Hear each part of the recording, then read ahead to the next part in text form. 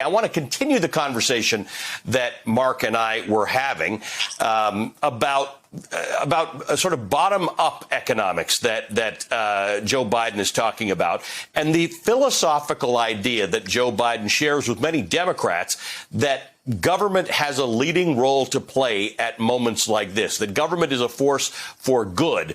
How do you overcome, in a place like Pennsylvania, a whole bunch of conservatives who have for years believed the opposite?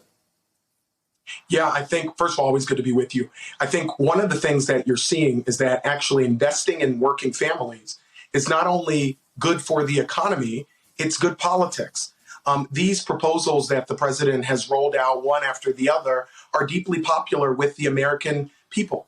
And you talked about, philosophy, but for a lot of folks here, people in my district, for people like me who grew up in a working poor family, this is not philosophical or hypothetical. It's real.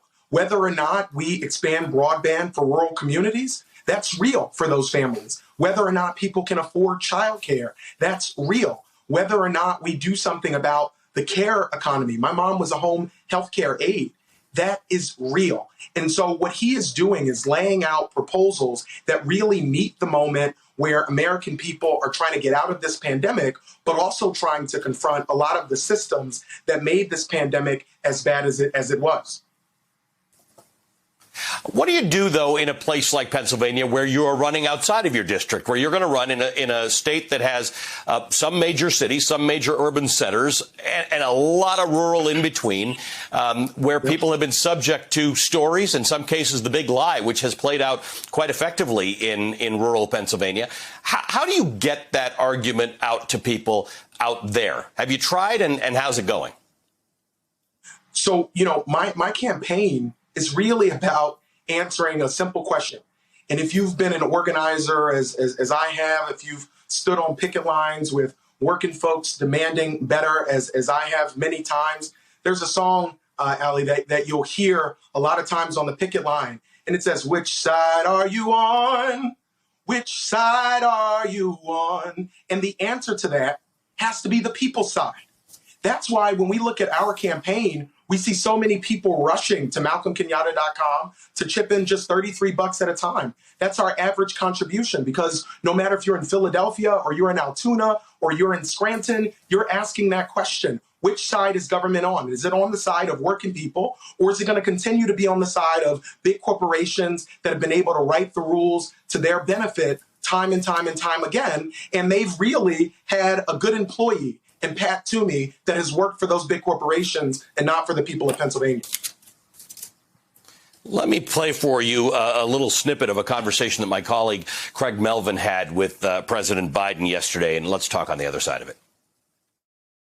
I don't have any inordinate faith in government, but there's certain things only the government can do. Is the private sector going to go out and build billions of dollars worth of highways, ports, airports, bridges? Are they going to do that? And so these are things that only government can really do. That message, can you get that to resonate with people? The idea that there are things that government just does better than individuals or corporations. Absolutely. And not only is the president absolutely right, but I think a part of what we need to change is having people in government who understand in their bones what it looks like when government fails, what it looks like when government doesn't work. I watch my mom all the time ration her insulin.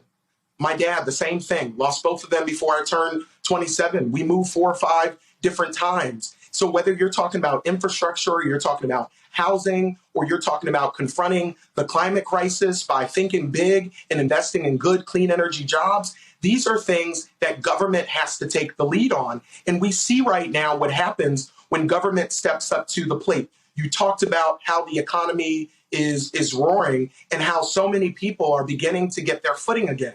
But we still have to deal with some of the systemic challenges, and that's what the American Families Plan and the American Jobs Plan are all about. I watched the president's remarks the other day before a joint session of Congress and watched as he talked about cutting childhood poverty in half, and you have a whole section of the room that didn't think that that was worthy of applause and didn't want to support the president in making that happen.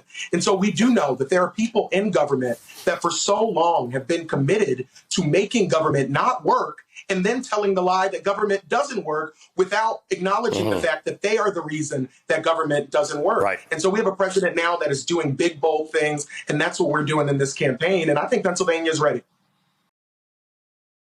Hey, thanks for watching our YouTube channel. You should know that you can follow today's top stories and breaking news and catch up on your favorite MSNBC shows all in one place. Download the NBC News app today.